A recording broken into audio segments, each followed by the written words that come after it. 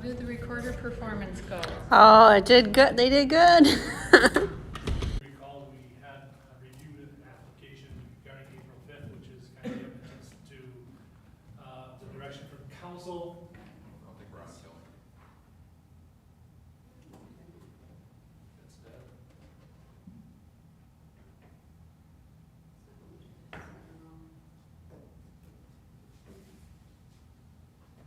Well, I'll try and speak as loud as I possibly can in that context.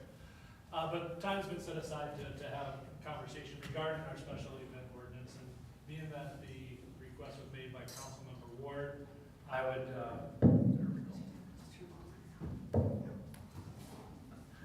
I will defer to Mr. Ward to give an explanation for his request. Thank you. So, and thank you, Mayor and council and staff, councilors and staff, for agreeing to have this discussion. That was the purpose of my whole request, was to have this discussion. When I brought it up at the last council meeting, you know, it became clear to me that, at the end of the discussion during the regular meeting it had that I was not at, that, he wasn't sure what was going forward, where we were going with this thing or whatever. I know Councilman Tabbitt had, and the others had investigated Chapter 7 significantly. Patrick and I have had a couple different talks.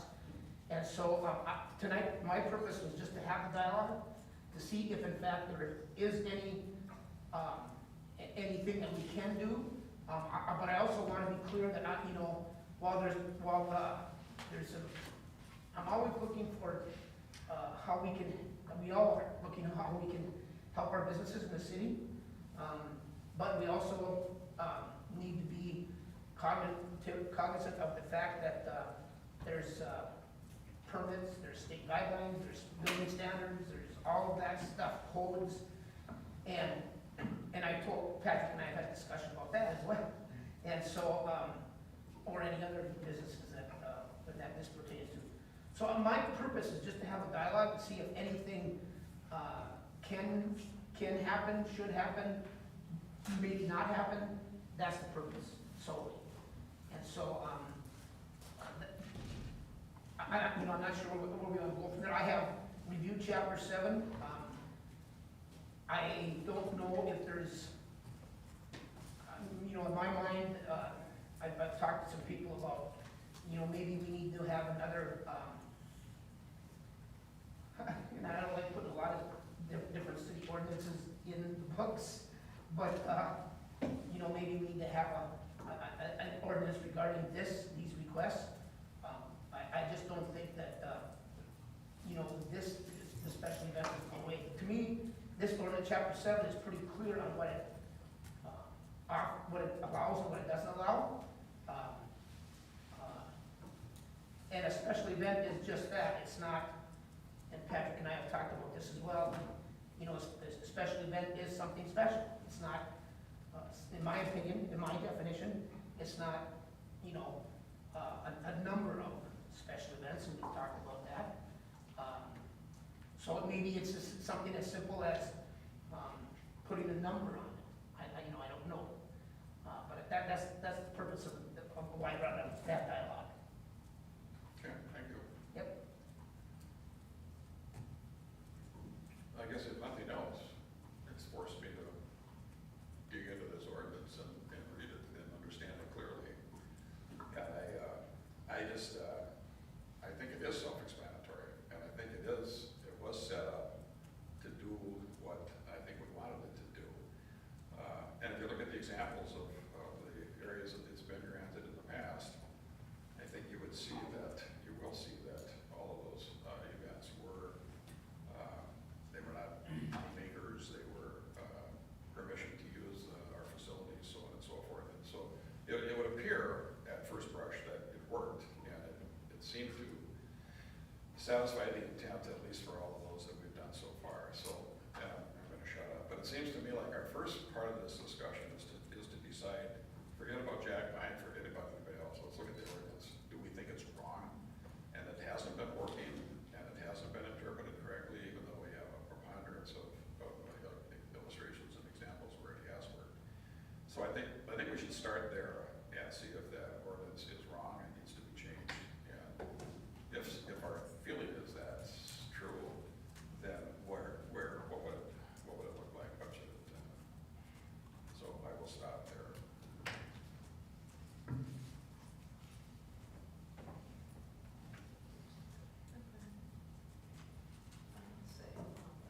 Well, I guess quickly, Patrick, I know and maybe my question wasn't stated very clearly.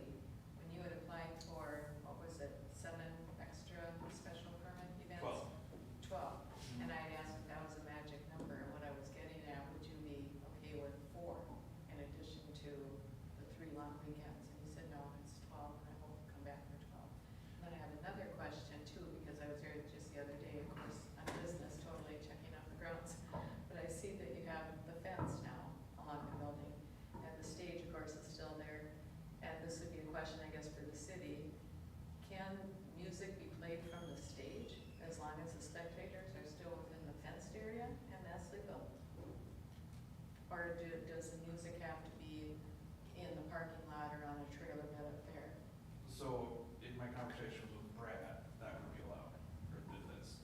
The music the stage still could be used for musicians, as long as the people were. The main question was the alcohol service was. Well, yeah, I mean, there's not a permit for the stage. That would have to be addressed in some way, shape, or form, because there is that accessibility issue that Patrick would have to work through and define how it would work with his architect in that context. My understanding is trying to create the ambiance that was, or maintain the ambiance that was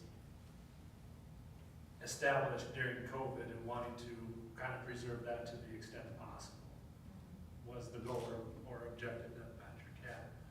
And we do have 2 things related to building code or accessibility codes that play a role, and that is the number of occupants, obviously based within the fenced area, and indoor, the building code, fire code, it give an indication as to the number of total occupants that can occupy that space. Utilizing that area beyond that increases that occupant load to a point where additional restroom improvements need to be made. That was kind of what drew Patrick, and I don't want to speak in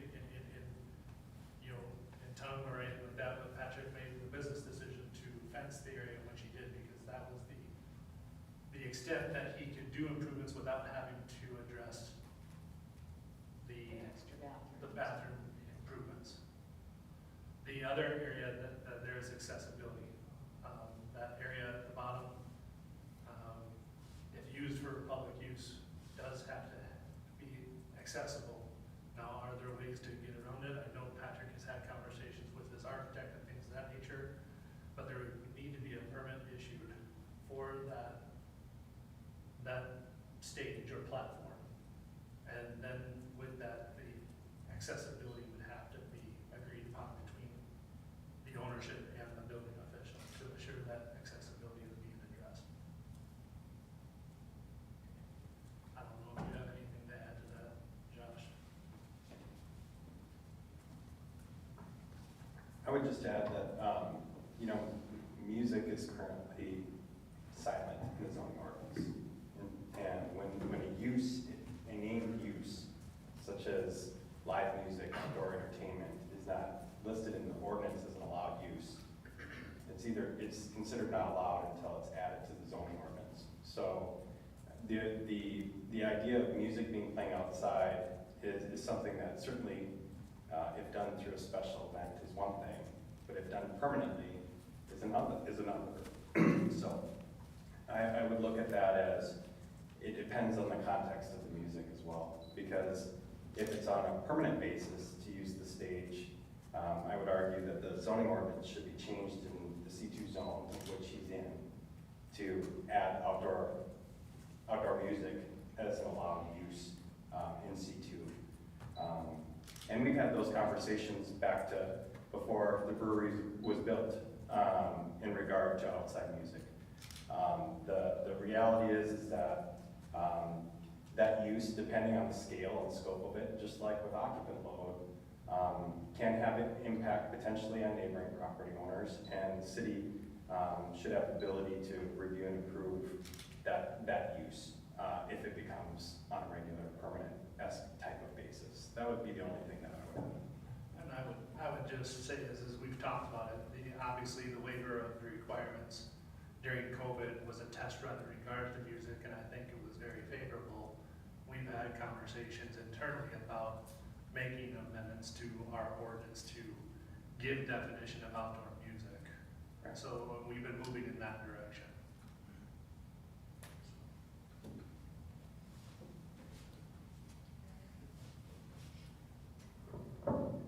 Just for the sake of conversation, as you brought up having the dialogue here, I think it's worth, from my perspective, kind of trying to better articulate what I was trying to say when we talked about this specific permit request in the past, and then bring it back to the forward-looking conversation here in that,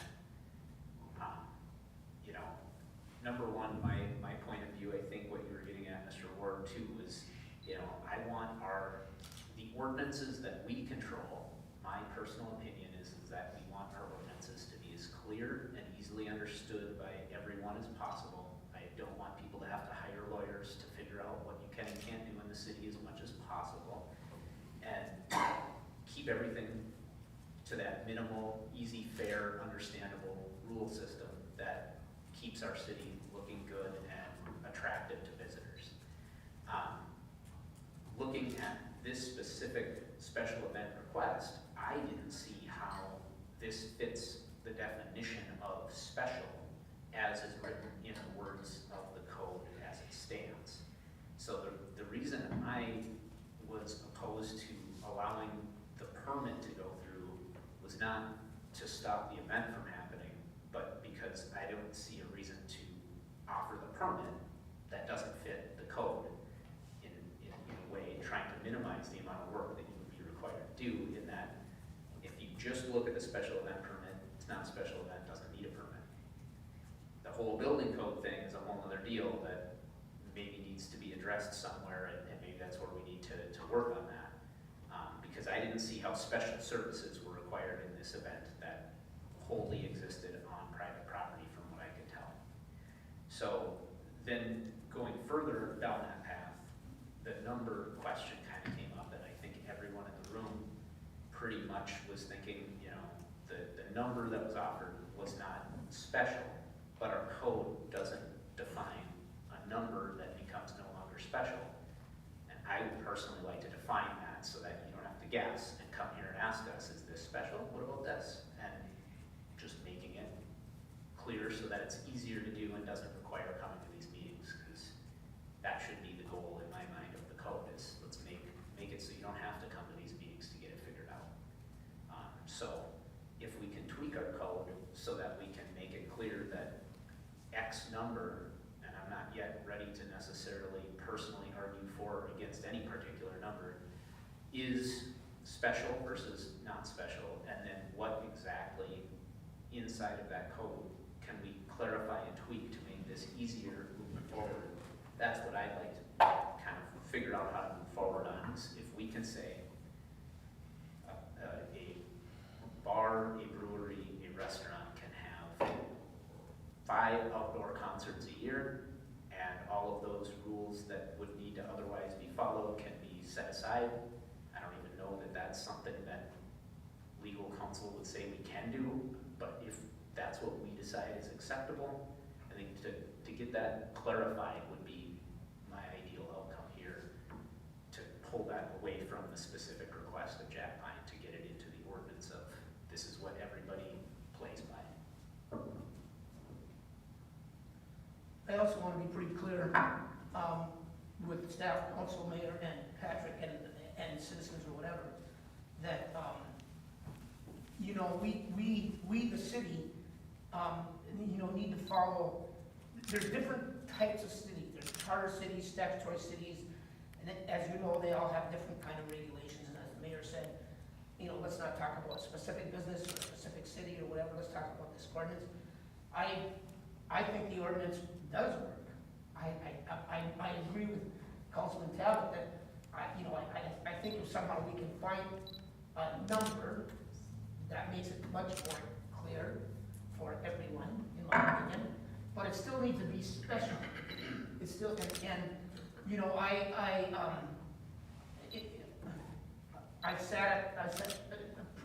previously I sat at the mayor's seat, I sat at the council seat elsewhere, and you know, we would get requests, and we try to always, you know, help our local businesses who are a great community asset for us. And when they try to do something, whether it be a walk a mile that some of us have participated in painfully each year, 3/4 of a mile. yeah, and, or whatever it is, you know, a number of special events, you know, they're good for the city. They are good for the city, and they, you know, they do bring, dollars into the city, but they're also good for the nonprofits, and they're also good for a lot of different reasons, just, you know, just to lift the citizens up and things as such or whatever. So, but I also want to make it clear that, you know, I'm a real, as we all are, a real supporter of the ADA, and anything that, you know, has a state and federal and city regulatory kind of rule by it, that we follow that until it needs to be changed. It's not unlike, I've been following the six-pack rule, and, you know, I don't know, it sounds like that's moving along pretty well, but there's certain things that have to be met there as well before it gets signed into law, and then it's very rarely that a bill is signed into law, and then you can take action, you know, right after the signing. It happens, but not very often. So I agree with everything that has been said, and I do think the ordinance is working. And that's a great question. So where do we go? How do we get to either changing the ordinance or not, or whatever? And I'd like to hear from you as well. No, thanks for taking this up, and Councilmember Tabby, you had a really good point. You know, I should have done it beforehand, but after your comments on this, I went back and read the ordinance too, and it does look like the special events that I had already gotten approved technically don't apply to the special event permit, because I'm not asking for any city services. But you had also a very good point that it lists in there specifically the reasons that the city can deny a special event permit, and nowhere in there does it say number of events per location. So I could essentially amend my permit to say, you know, because we're having access to, or we're going to use temporarily used for overflow parking across the street, I could ask for, add like some signage. You know, I'd like the city to provide some signage to watch out for pedestrians crossing the street. That qualifies as a request from a business as a special event. And unless the city could point to one of the reasons that details out that the city could refuse it, technically I could kind of push that through, because the ordinance is very specific on the reasons why the city can refuse a special event permit. So, not that I'm going to do that, because I know that's not the intent of it, but I kind of wanted to kind of point that out. Like, so I feel like there needs to be a change to it, because it's pretty vague.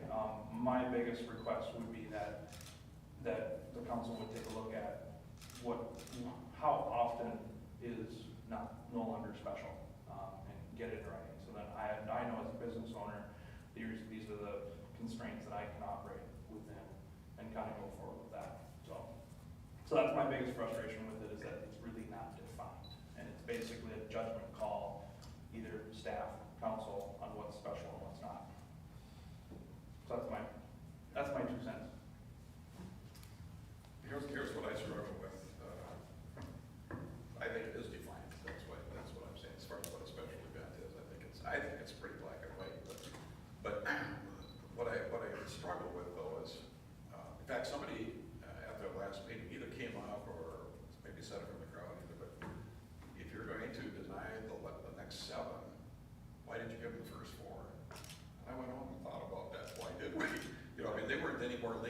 necessarily 7 you're asking for. And so to your point, yeah, well, none of what you're asking, I don't blame you for doing it. I would have tried the same thing. But, so I still think it comes back, you gotta deal with the ordinance first. I mean, are we dealing with a special event scenario here, or are we just dealing with a permit with some conditions, better way to word that, or whatever? I look at all of the ones that we've, I'm just gonna say it. I look at all the ones we've approved, and staff would have to tell me yes or no, but have we had complaints of other people, other businesses that felt like they got denied? And so, I mean, the old proverbial, don't throw the baby out with the bathwater. I know we're tired of that one, but at the same time, if we're gonna change it, I'm not saying we shouldn't, but let's have a good reason for it, not just because one entity comes in and doesn't like it. And you know what I'm saying? That's not an insult. I'm just saying that. I've always said you don't drop an atom bomb, you go one soldier. You know, the bottom line is let's deal with it in a positive way.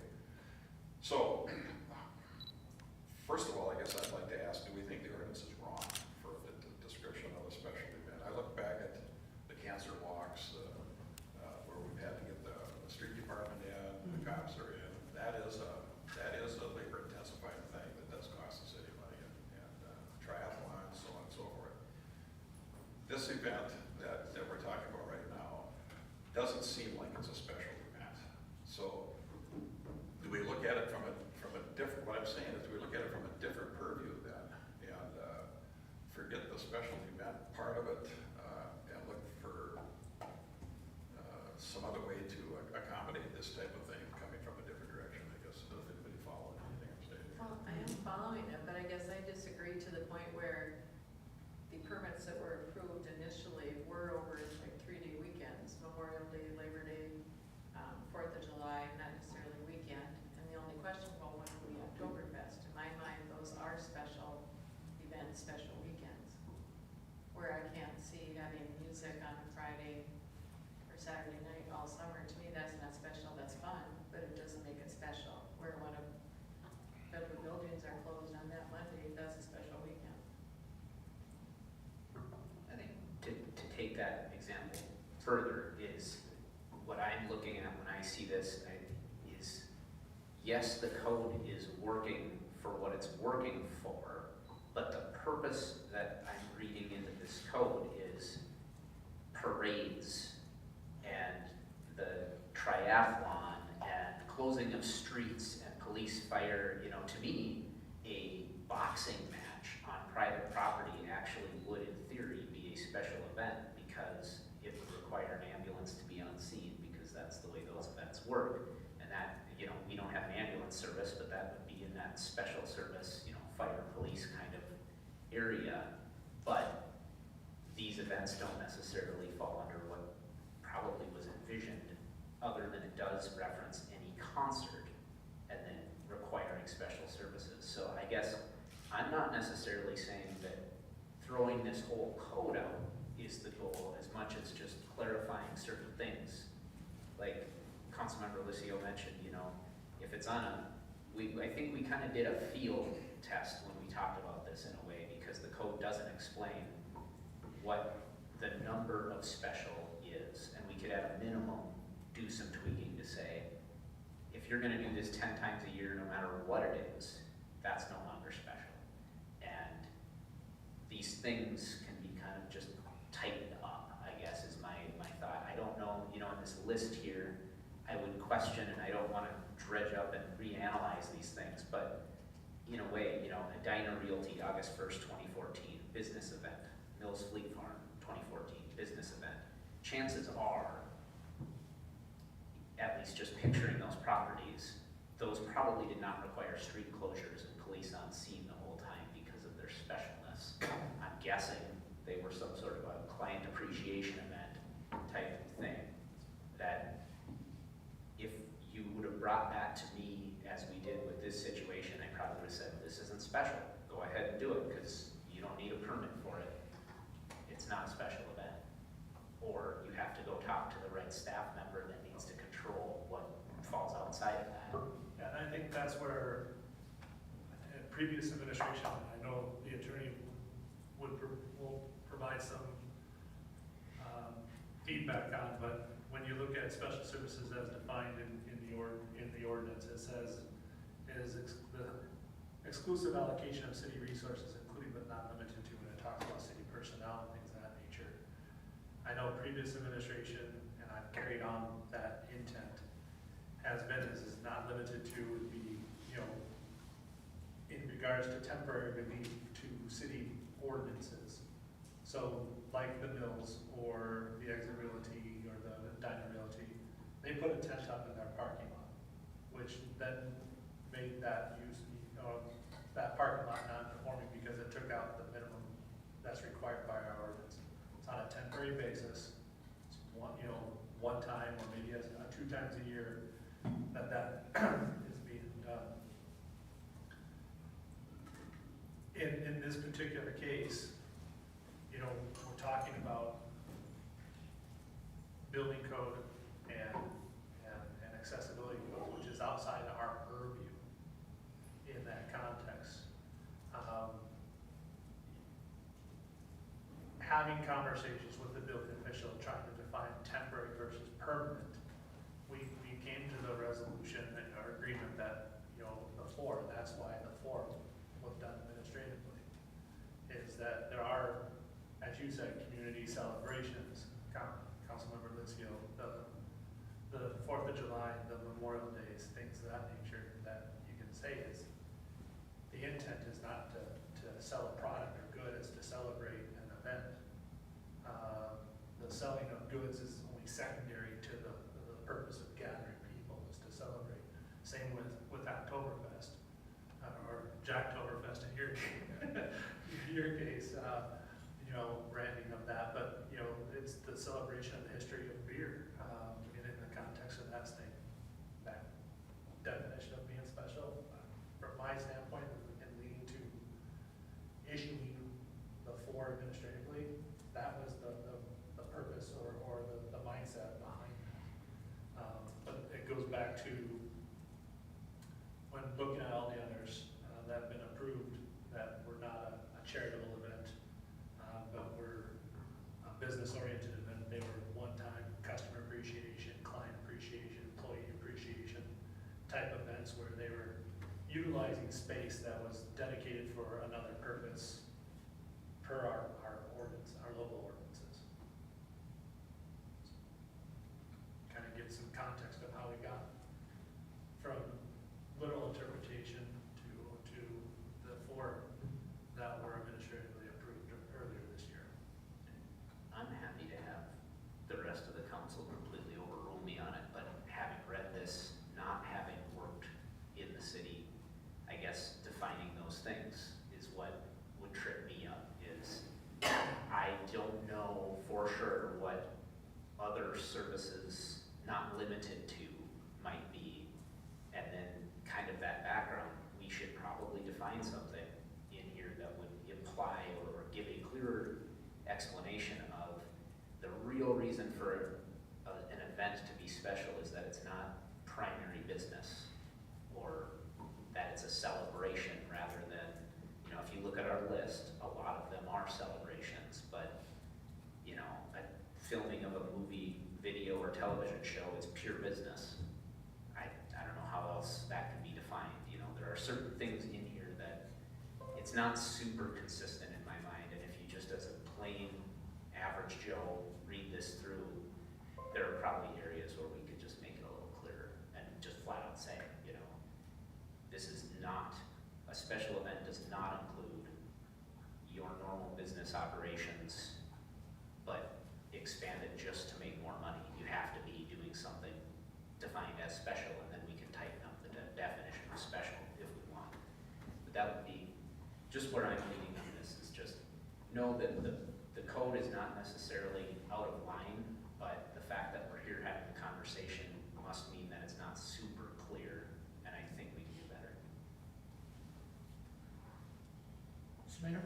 Sure. Well, even Councilmember Tevitt, that's great comments, as well as Councilmember Licio, and even the special event definition, when you look at the definition, there's some ambiguity there, because at the end of it, it says, or any other event, or other attended entertainment or celebration that is to be held in whole or part.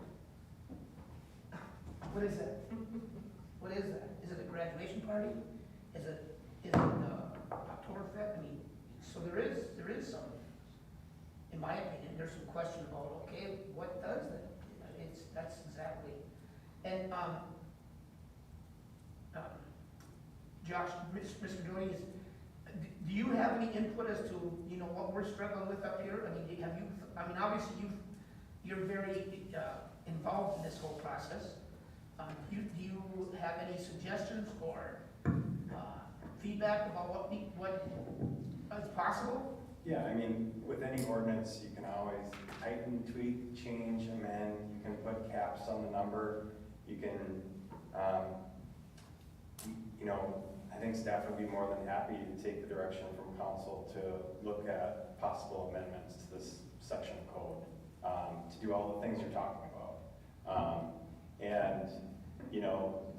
Maybe staff proposes something that still creates some ambiguity or uncomfort, but, that's part of something that we can certainly do is go to the drawing board and look at those, tightening up those various items that have been listed. So absolutely, I think that's something staff would certainly be able to look at. Thank you. Yep.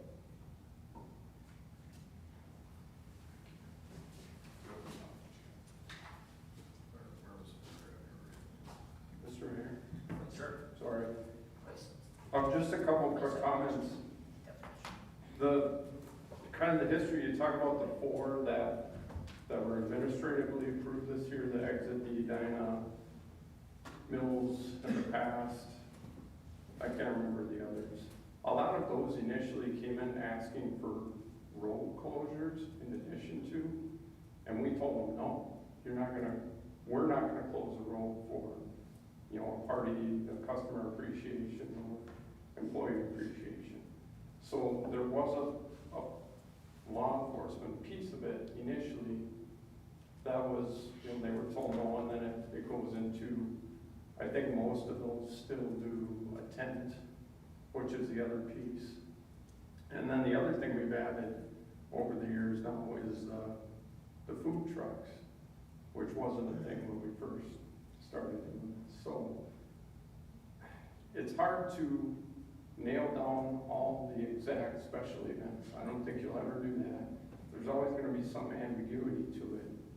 But going back from what I remember, the first application from Jack Pine, which I don't know, however many years ago that was now. 2017. So the law enforcement component of that one was due to the fact that it was going to be off-site parking. How are we going to get people across the street? Can the cops help? Well, respectfully, no. You'll have to figure that out. But that falls into, we want to ask the police for help. How do we do that? And then those end up in the special event category too. And those aren't always captured, through this. We've had conversations with the yard over the years. They do their haunted trail walk. Initially it was, well, should that be a special event? Well, no, that's on private property. They just wanted us as law enforcement to help get people from the movie theater over to their side of the road safely. So what we did, we worked with the law enforcement club. They now help. We put our sign out there. So stuff comes in and we don't know where to put it. It often falls in the special event thing. But I don't think, in all of them that I've seen over the years, generally it's a one-time, this is our special event for the year. And thinking way back to the start of it, in the mid to late 2000s, we were getting, everybody wanted to come out here and run for a walk.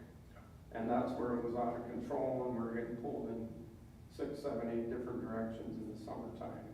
Our staff, park staff, street staff, and then even the community development when people started throwing up tents. So just a little more history on it too. Thank you.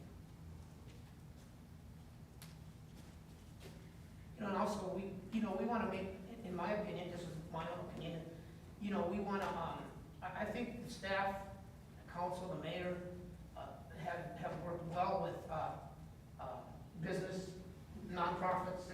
You know, we've done a lot of good things in this community with lots of people, individuals. I mean, when people are building a new house, obviously they get permits, hopefully all the time. But that doesn't, here's my point, it does not happen I mean, there's some things that happen that people do things on their own. They do things that put the person and the city at risk for liability, for suits, for public safety, for whatever. So we want to make sure that the citizens and organizations and businesses, you know, also, as Councilmember Talbot said, understand the ordinances and maybe don't always have to come to us. And, you know, and part of the tough deal is sometimes, you know, sometimes we have to tell our kids no, and they don't like that either. Or what, I'm not saying that to you, Patrick, I'm just saying that. I'm trying to make a serious point here, is that sometimes, you know, no doesn't sit well with me a lot of times, quite frankly. That's one thing I've had to work on. But, you know, we want to try to work together and get things done in a good manner that protects everybody, right? I mean, that's the purpose. So where do we go? Exactly. Where do we go? So may I make a suggestion? Sure.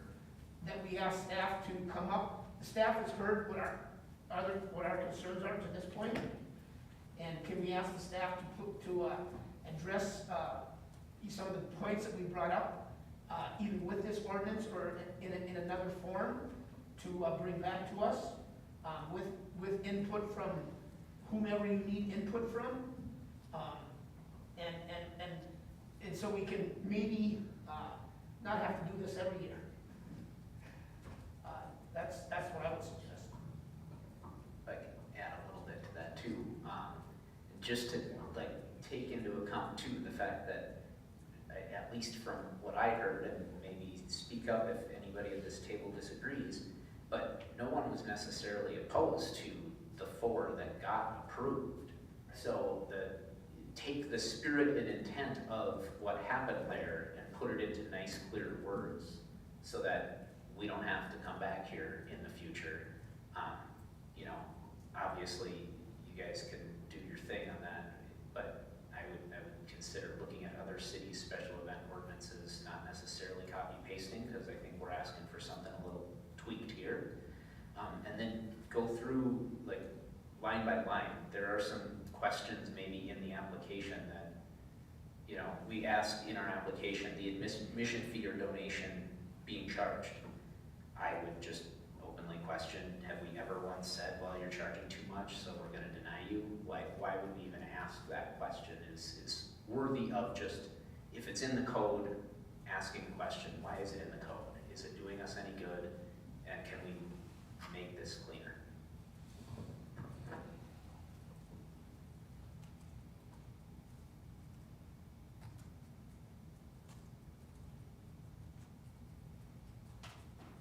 Brad, any comments?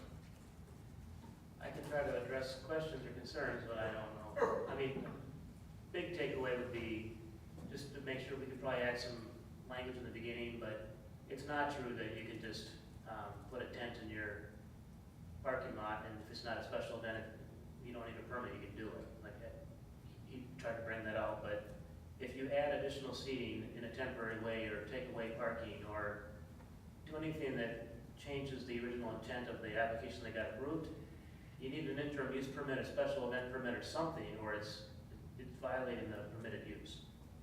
So you could call it different things, but whenever you're expanding what got approved for, so whether it's seating or parking or that, so we gotta do something or we gotta disallow it. I mean, it's not, when you've gone through those meetings and we're trying to talk about drive-through lanes or parking or access, occupancy, those are all figured out for a reason.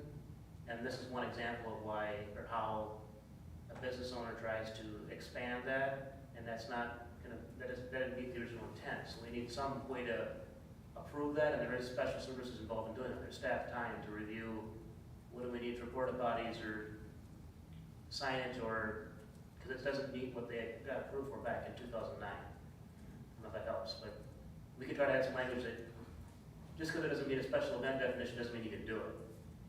I mean, just to be clear. Precisely, Yeah. and that's where I guess I'd lead to you to kind of give us some guidance on like, based on if you only read this and you don't have all of the background there, it doesn't need a permit per what I'm reading here, and can we make it so that, That's, the staff would probably work, because it's, you gotta look at the code as a whole, which is hard. When you're just looking at this part of the ordinance, I exactly see where you're coming from, but you gotta put it in context with how we got there in the first place. And so, we can try to add some whereases, or lawyers like to remember, in the beginning. just a little, you know, the clarity, so you don't have to, you know, obviously you gotta take it all as a whole, but without forcing everybody to read the whole thing and know what they're reading. I'm okay with the idea that, you know, we'll turn it back over to staff and let them come back. I'm a little thick, so I'm just gonna be real honest with you. 40 minutes later, I'm still not really sure how to me, we've got two different things going on here. We've got the special events permit, and then we've got this other idea of how do we allow something else to happen outside of that. And, you know, no offense to anybody here, but to me, whether it's a 3-day weekend or whatever, that doesn't make it special based on the ordinance. Special means you're using facility, you're using things of city ownership, so on and so forth. So I'm still confused as to, you know, is the ordinance wrong? Is it a special events? And you guys will come back with brilliance and help even this Norwegian understand that. But to me, I kind of see two different things here. If we're okay with the special events permit the way it is, then we leave it alone and we move into another area to decide how can we be more receptive to businesses that ask this other question. That's me, but you guys have heard it all now, so take it from there and see what happens. Anybody else? So yeah, my main question going forward would be, I've got 4 weekends on the books as far as special events right now, whether they qualify or not. I'm looking at next year.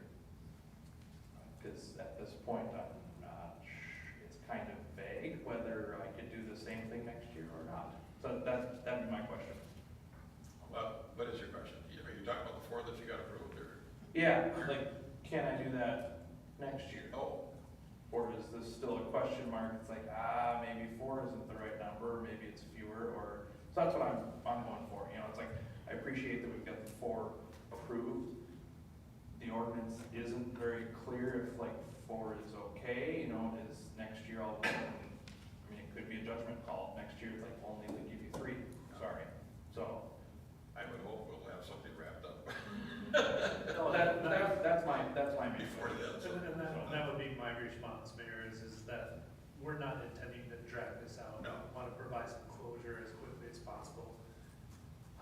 The only thing is I can't give you a specific date in which we'd have something back to you. We're right at the commencement of our busiest time of the year with road projects and everything else, but we will work diligently